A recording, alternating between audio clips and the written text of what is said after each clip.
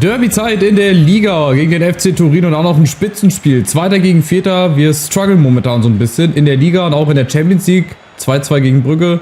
Stehen also auch da kurz vor dem Aus in der Gruppenphase, da wir Dritter sind. Und als nächstes dann gegen die Bayern spielen müssen. Also es könnte momentan auch besser laufen. Gerade so eine schwierige Phase, aber auch da müssen wir irgendwie wieder rauskommen und werden wir auch. Da bin ich felsenfest von überzeugt. Nur wir müssen halt dann irgendwann auch mal wieder anfangen zu gewinnen. Warum nicht gleich in der Liga mal anfangen? Das war wirklich in den letzten Spielen waren wir auch nicht viel schlechter. Achtung, erste Chance. Oh, was mache ich denn da? Einfach mal draufschießen hier mit Zakaria zum Beispiel oder auch mit Kulusewski. Aber alles wird geblockt. Und teilweise mache ich es dann auch zu kompliziert, ey. Gerade zum Beispiel einfach schießen mit Zakaria. Dann will ich da noch einen Schritt gehen und nochmal ein und nochmal ein. Momentan stehen wir uns echt viel selbst auch im Weg. Weil wir auch ganz viele Chancen einfach nicht machen. Aber vielleicht ist ja heute gerade so ein Derby mal wieder die Chance für einen Turnaround. Apropos Turnaround, Talisca kann sich da ganz entspannt um sich selber drehen. Da kommt momentan keiner hin. Es ist auch hier wie in den letzten Spielen druckvoll. Wir schnüren den Gegner ein. Wo stehen die denn? Hä? Im Strafraum. Chiesa, das muss doch das 1-0 eigentlich zur Folge haben. Und das ist es. Vlahovic. Also da bin ich wirklich sehr, sehr erstaunt, wie viel Platz wir doch haben. Vor allem, wie weit guckt euch das mal? Die sind ja fast im eigenen Tor drin. Abgefälscht auch noch, aber ist egal. Das gehört dann auch mal mit dazu. Ein bisschen Glück im Abschluss. Vlahovic, der wäre vielleicht... der wäre vorbei, glaube ich. Der wäre sogar vorbeigegangen. Naja, wie gesagt, das Glück des Süchtigen. 1-0 Vlahovic. Tut uns hoffentlich auch mal gut, aber die stehen echt ganz schön tief drin. Es ist sogar ein Eigentor von Smalling. Also nichts mit Vlahovic, nächstes Tor. Eigentor Smalling. Aber egal, wer die Tore macht. Hauptsache, wir gewinnen hinterher. Aber es ist nicht egal, wer hier die Gegentore verhindert. Das ist nämlich Castells. Zunächst mal. Und dann haben wir diesen Enzo Lefebvre, der überall wahrscheinlich in Europa gerade gejagt wird. Unter anderem. Einer von vielen, vielen talentierten Spielern, der vielleicht in den nächsten Jahren zum Weltstar reifen wird. Wissen wir nicht. Aber wir starten jetzt den nächsten Konter. Aber nee. Adara Bioyo gegen Filip Kostic. Da müssen wir erstmal in der Defensive aufpassen. So. Die Dreierkette steht. Die Dreierkette funktioniert auch. Genauso spielt Turin, aber mit einem 3-2. Nee, 3-4-2-1. Weiß nicht. Ich glaube 3-4-2-1 ist es. Boah, und dann solche Pässe. Also das ist natürlich auch ein Ding. Die müssen ankommen. Das sind so Kleinigkeiten einfach. Ich habe zwar auch nicht den Hang zur Perfektion, aber das war ein Ball über 5 Meter. Was macht er da? Hat sogar geklappt. Ey, dreimal verwirrt und das klappt sogar wirklich. Ah nee, Ndika muss in der Mitte bleiben. Super. Genau deswegen. Sonst wäre die Lücke nämlich wieder offen gewesen. Aber wir machen es auch wie in den letzten Spielen. Uns auch echt teilweise selber schwer. Ganz einfache Bälle, die dann auch meistens nicht beim Mitspieler ankommen. Aber den Platz, den wir heute haben, das ist ja Hanebüchen. Und er ist drin. Talisca. Humorlos. Ich dachte, der geht am Tor vorbei. Dabei wackelt das Netz und macht auch noch so schöne Geräusche. Wenn der Ball reingeht. Das ist viel zu viel Platz hier. Zack, einmal abgelegt. Einmal auf links und Talisca, der hat halt einfach die Technik. Das ist wirklich die Waffe vom 16er. Der muss auch wirklich immer da stehen. Der kann auch mal wirklich aus dem Nichts raus an 2 Leuten vorbei, den so platziert ins Eck schießen. Das ist echt sehr geil. Und ich bin halt echt am Überlegen, selbst wenn McKennie wieder fit ist, dass Talisca trotzdem spielt. Weil die kann ich jetzt nicht einfach rausnehmen. Der macht einfach wichtige und schöne Tore. Bei McKennie kann ich mir überlegen, ob ich den vielleicht, obwohl für Camavinga oder für Pogba kann ich den eigentlich auch nicht draußen lassen. Achtung. Ja, es wird auf jeden Fall sehr, sehr spannend. Und da merkt man wieder, wir haben auch bei Juve ein schönes Luxusproblem. Wir können eigentlich gefühlt 3 Spitzenmannschaften aufstellen. Und Talisca mit der nächsten Chance. 30. Minute. 3-0. ist das heute so etwas wie der Brustlöser. Es scheint so momentan. Läuft alles wie von selber, aber weil der Gegner auch mitspielt. Ne? Guck mal, was sind das für Lücken hier? Das geht ja gar nicht. Und dann legt er sich den sogar noch zu weit vor, aber Talisca macht das. Mit links vorbei am Keeper. Der kommt mir so bekannt vor vom Gesicht her. Überragend, ey. Überragend. Halbe Stunde rum, 3-0. Und da fragst du dich, warum sind die Vierter? Ne? Die sind nur 3 Punkte hinter uns.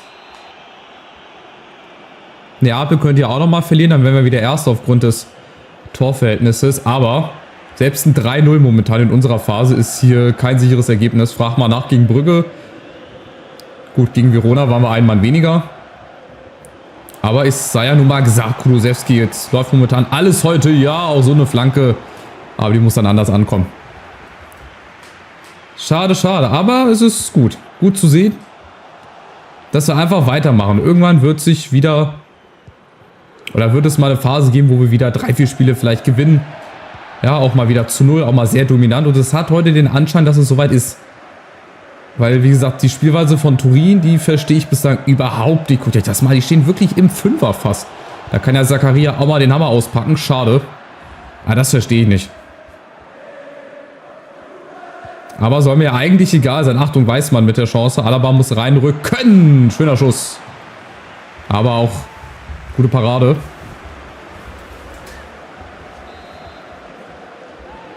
Die nächste Ecke, die kriegen wir bislang richtig gut verteidigt. Auch das muss man ja mal betonen. War ja auch nicht immer so. So, nächster Versuch umzuschalten. Nee.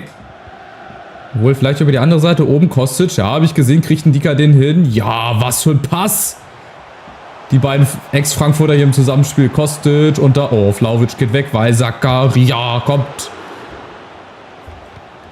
Schade, aber der Ball von Dicker, der war schon...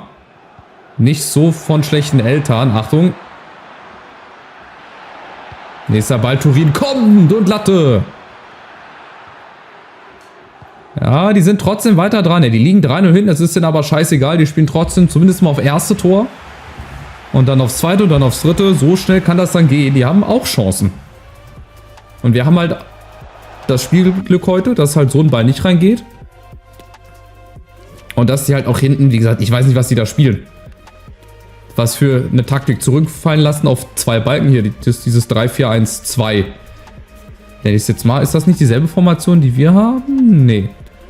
3-2. Ah, das ist bei denen alles ein bisschen nach vorne geschoben. Deswegen haben die auch vielleicht so große Lücken. So zwischen den 3 Verteidigern und dem 2er Mittelfelder.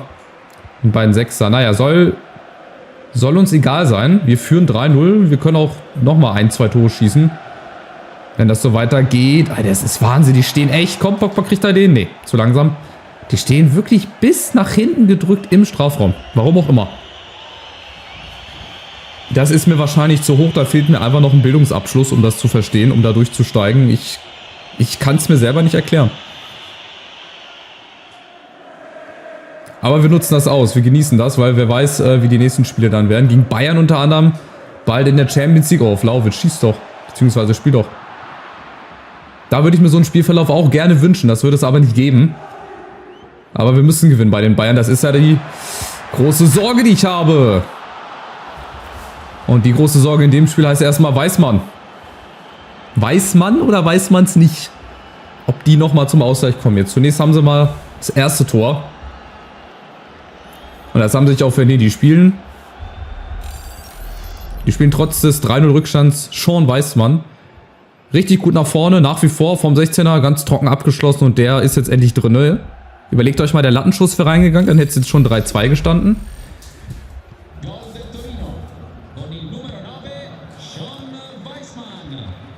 Tja, weiß man oder weiß man es nicht.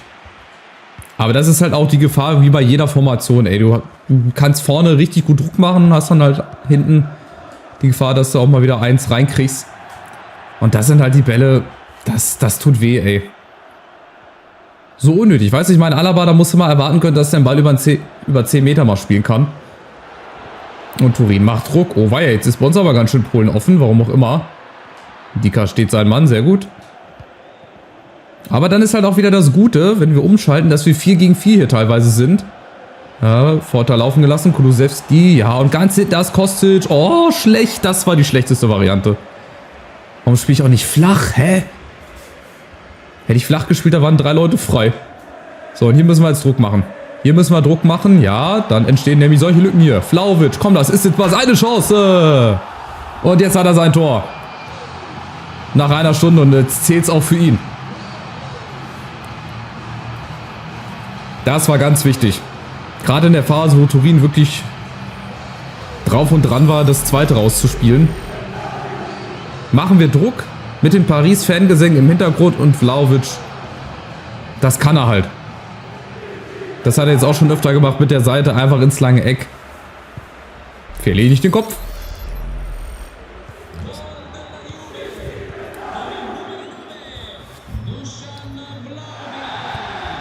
So, 4-1, das dürfte, glaube ich, der Sieg sein. Also da müsste jetzt schon richtig viel mit dem Teufel zugehen. Ah, pass auf.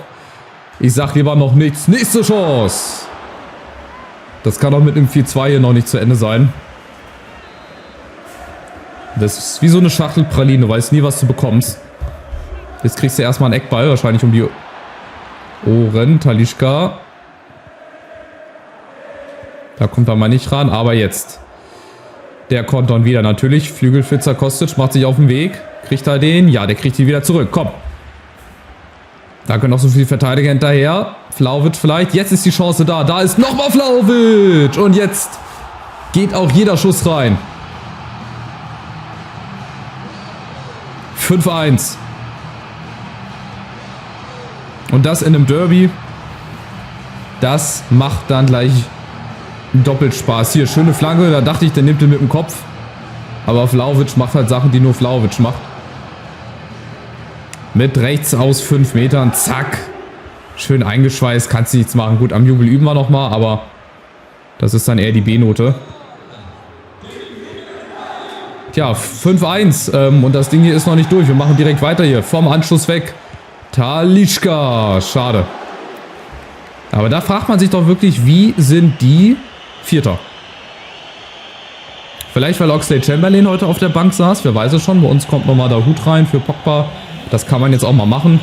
Ich kann auch nochmal 2 andere Leute bringen. Ich glaube, Odriozola habe ich auf der Bank. Wo ich den her habe, weiß ich nicht. Aber der ist auch gar nicht so verkehrt. Ist halt Rechtsverteidiger. Da müsste ich umstellen auf Viererkette. Aber ich probiere den auch mal in der Innenverteidigung. Der kann das aber nicht. Wie sieht es hier rechts außen aus? Nee, klappt auch nicht. Ich probiere es aber trotzdem mal. Komm, beim 5-1. Und nee, die Maria kommt mal wieder rein. Der kann auch mal wieder ein bisschen Spielzeit kriegen. Und Larsson mal so als hängende Spitze oder als ZOM hinter Chiesa und Vlahovic. Vielleicht ist das ja das Sturmtrio. Mahmoud Dahute. Ja, also bei Turin, das ist heute irgendwie alles zu weit auseinander. Also ich meine hier die Lücken. Oh, Larsson mit bisschen Glück. Die sind ja exorbitant groß. Ich weiß nicht, wie ich das verantworten mag. Vlahovic, schade. Und dann seht ihr, also das ist jetzt wirklich ganz souverän hier. Und wir haben dann auch endlich mal die Chancen genutzt. Ey, das, was ich gegen Brügge mir auch erträumt hätte, was wir eigentlich auch hätten machen müssen. Ey, nicht nur 2 Dinge, da musst du auch mal ein 3. und ein 4. Ding nachlegen. Aber gut, man kann halt nicht alles haben. Ich hebe mir noch mal ein paar Tore auf gegen die Bayern, weil das ist halt auch wichtig. Und ich weiß gar nicht, ob wir jetzt auch wieder eine englische Woche haben oder ob wir mal eine Woche Pause dazwischen haben. Ich befürchte nämlich, dass wir eine englische Woche haben. Aber wir werden es ja sehen. Egal welche Truppe spielt, die muss auf jeden Fall gewinnen. Ansonsten haben wir es auch nicht mehr in der eigenen Hand. Und dann ist das Abenteuer Champions League schneller vorbei, als uns lieb ist. Ja, dieser Powerschuss, der klappt aber nie. Es gab ja mal irgendwie so einen Trick, dass wenn man sich den Ball wirklich ganz weit vorlegt und dann sofort schießt, dass der dann halt nicht diese Schussanimation macht. Aber gut, ich weiß jetzt auch nicht mehr ganz genau, wie es ist. Ist ja auch egal im Endeffekt bei dem Ergebnis. Da sehe ich das nicht so ernst. Die Maria, Larsson winkt schon. Den kriegt er auch. Oh, was macht der denn? Mit der Brust vorgelegt. So, jetzt vielleicht nochmal Zakaria. Jetzt hat er ein bisschen mehr Platz. Ja, warum nicht? Aber schon wieder einer dazwischen, ey. Das fällt mir auch auf. Entweder ist einer dazwischen oder die Latte ist im Weg. Oh, weiß man. Gegen Alaba, 2 Landsmänner. Oh, und da oben kommt Barentexa. Barenetexa. Oder wie der heißt. Auf jeden Fall schwieriger Name. Gute Parade von Castells. Nochmal am Ende des Spiels und jetzt nächster Konter. Odriozola, ja, der kann gut flanken und Larsson versucht es ebenfalls. So, wenn so ein Ding irgendwann mal reingeht, das ist dann das Tor der Saison, jetzt schon. Nun gut, also, wollen wir es dabei gut sein lassen. Wir konzentrieren uns jetzt auf die nächsten wichtigen Spiele. Vor allem in der Champions League, das heute war, glaube ich, ein guter Auftakt. Ja, in vielleicht erfolgreichere Wochen, auch so vom Ergebnis her. Ne? Wir haben jetzt 3 Spiele nicht gewonnen. Ist mal so eine kleine Delle gewesen, aber gut. Jeder gute Sportwagen hat auch mal eine kleine Delle drin, irgendwann. Die Delle darf halt nur nicht zu groß werden, sonst kannst du sie nicht mehr reparieren. Ja, letzte Chance, Rico im Tor. Muss nicht mehr hinter sich greifen, das war's. 5 Tore, 1 leider wieder kassiert im Derby. Und jetzt hoffen wir mal, dass wir vielleicht durch Neapel-Patzer wieder Tabellenführer sind. Wir sind gespannt. Haben wir nur das Ergebnis von Empoli gegen Lecce. Mal gucken, was Neapel macht. Und dann glaube ich, ist schon wieder Champions League. Nein, es ist Länderspielpause. Ich glaube, es ist Länderspielpause. Entwicklung von Araujo, Sperre abgelaufen. Rugani wäre also wieder mit dabei. Odriozola, ich weiß es sehr zu schätzen. Nur schade, dass ich der Mannschaft nicht mehr helfen konnte. Hä? Junge, wir haben 5-1 gewonnen. Was willst du denn? Für mich ist im Augenblick wichtig, dass du alles gibst. Das muss auch dringend überarbeitet werden. Diese wirklich Quatsch-Interviews. Völliger Blödsinn, ey. Wir haben gewonnen. Was willst du denn? So, Neuseeland jetzt hier. Achso, haben wir wieder Nationalmannschaft. Okay. Machen wir mal Schnellsimulation. Vielleicht mal ein Sieg. Nein, sogar gegen Neuseeland reicht es leider nicht. Neuseeland wäre auch so eine Truppe, da wäre ich auch als Nationaltrainer gerne mal hingegangen. Ich weiß nicht warum. Ich habe da so ein Faible für solche Nationalteams. Lieber ein bisschen, ja, kleiner, schwächer in Anführungszeichen, als zu so einem Riesenverband gleich zu gehen. Macht er irgendwie auch... Ah, jetzt kommt Katar. Ha! Sieg gegen Katar. Sehr schön. Auch wenn es nur auf dem Platz leider ist. In echt hätte man das wahrscheinlich nicht. Also, wenn es so um FIFA-Entscheidungen geht und so weiter. Um Weltmeistervergaben hätte man wahrscheinlich nicht so die Chancen gegen Katar. Aber, ne, wie ich gerade schon gesagt habe, mit so Nationalmannschaften ist es einfach ein bisschen geiler zu spielen. Da hat man eigentlich einen ganz anderen, ja, Anreiz für mich persönlich. Also ich spiele lieber mit Neuseeland oder mit Island, als jetzt mit Deutschland oder Brasilien. Klar würde ich das auch gern machen. Estadio Presidente G. Lopez. Das ist das Stadion von Cagliari. Und wir sind wieder Erster. Heißt also, Neapel hat ihr Spiel verloren oder unentschieden? Unentschieden gegen Rom, ja, danke. Aber es ist nach wie vor knapp. Jetzt kommt Florenz oben ran. Udine hat schon gespielt. Florenz muss noch spielen und Neapel, wir natürlich auch. Wir müssen auch erstmal unser Spiel gewinnen. Gegen Cagliari, die sind 10. 4-4-4. Also alles pari da. Wie sieht es unten aus? Benevento, Parma, immer noch. Ohne Sieg, gegen die haben wir unentschieden gespielt. Imagine. Naja, also es bleibt spannend. Weiterhin oben wie unten. Das finde ich sehr, sehr gut. Ich hoffe, ihr freut euch. Lasst ein Like da, ein kostenloses Abo, wenn ihr die weiteren wichtigen Spiele nicht verpassen wollt.